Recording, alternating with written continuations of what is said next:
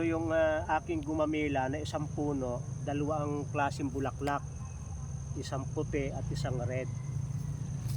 Ay, ang maganda dito, madaming layer yung maraming petal, ang petals siya na naka-layer. Ito ay bagong bili lang. Kaya mga 2 months pa ito, napakaraming bulaklak nito.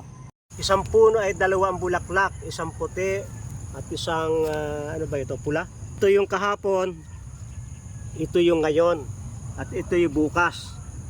Araw-araw bumubulaklak, pag malaki na siya, marami ng bulaklak araw-araw. Ito naman yung bulaklak ng mamahalin. 180 ang bili ko sa isang puno nito. Sapagkat iba yung kanyang bulaklak. Ito ay 3 klase, ay yan lang yung kaya ng pera ko.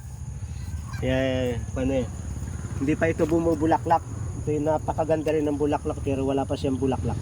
Araw-araw ay bumubulaklak itong aking gumamela. At ngayon ay 2 klaseng bulaklak niya.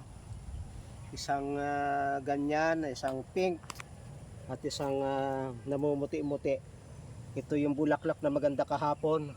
Isang araw lamang ang tinatagal ang bulaklak ng gumamela.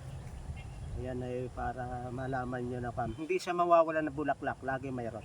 Salamat sa inyong pagsubaybay sa Natural Wellness ni Pastor Vito.